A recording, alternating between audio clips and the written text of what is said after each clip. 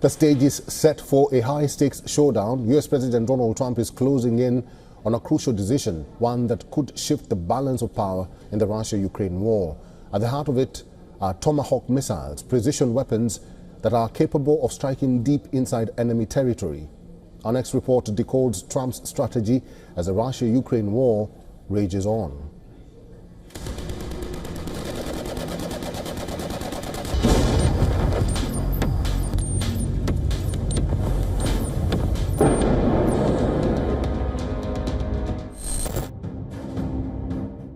Russia is raining terror across Ukraine. It has launched a large drone and bomb assault, striking key Ukrainian cities of Kyiv, Sumy and Odessa. Kyiv claims Russia stormed Kharkiv with glide bombs, 96 Shahed and Geran-type drones.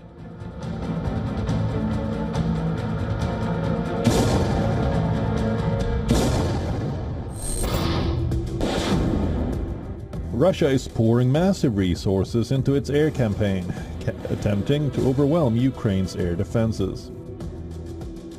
A staggering volume of aerial weapons have been launched last week. Over 4,500 drones, missiles and glide bombs.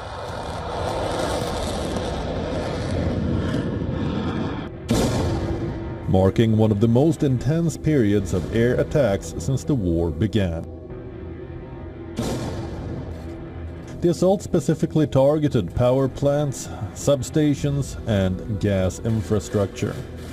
Russia's tactic is clear. It intends to cut off heat and electricity to millions of families across Ukraine, just as winter temperatures begin to drop. Russia's calculated military strategy is designed to create a humanitarian crisis amid Washington's aggressive policy shift and fuel crisis in its own backyard. US President Donald Trump is meeting his Ukrainian counterpart Volodymyr Zelensky on Friday. Are you hosting Zelensky at the White House on Friday? I think so. Yes. Bye, everybody. Thanks, President Trump. Have a good time. Thank you, everybody. Trump is inching closer to a landmark decision on supply of long-range Tomahawk cruise missiles to Kyiv. There will be several meetings and I will meet with President Trump in Washington this week. I think we need to discuss the sequence of steps that I want to propose to the President. The move is strategically timed. It's aimed not just to pressure Moscow and boost Ukraine's defenses, but to end European hesitation that has slowed advanced weapons delivery. Trump wants Germany to follow suit and supply Taurus missile to Ukraine. Berlin has refused supplying its long-range cruise missiles, citing fear of escalation. When we say all this today, we also hope that the American president will now join us in exerting the influence he has exerted on the parties involved in the region on the Russian government. Because we must not forget that just a few hours flight from here, Russia has been waging war against Ukraine for 3.5 years. And this afternoon, I would like to take the opportunity to talk to the American president again about what we can do together to end this war. Wir setzen auch auf die Unterstützung.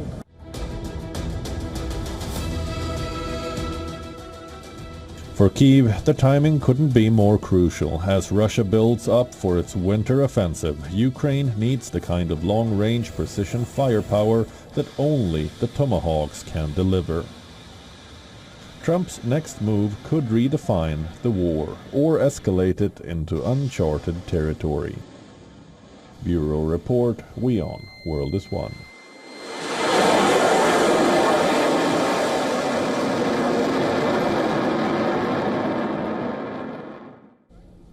Mr. John Erath is a Senior Policy Director for the Center for Arms Control and Non-Proliferation. He's now joining us live from Washington, D.C. Mr. Erath, it's good to have you. Thank you very much for making time for us.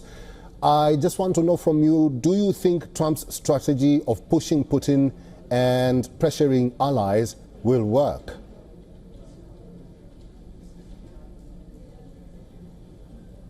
That's really the key question. The president has tried already to achieve an end to the war through direct talks with Putin and with Zelensky. This has not worked, so something else is being tried now, which is this possible decision to provide more advanced weapons to Ukraine. The amount of weapons to be provided will not make a difference in the war militarily, but it will be highly symbolic. Mm-hmm. And so I think that is what is the strategy here, to show resolve to continue to support Ukraine, and that there is a greater incentive to look for a peaceful solution at an earlier time. Mm-hmm. Ukrainian President Volodymyr Zelensky says he will meet President Donald Trump next week in Washington. But these meetings between President Trump and President Zelensky and sometimes President Putin, are they really working? And what's the resolve on that?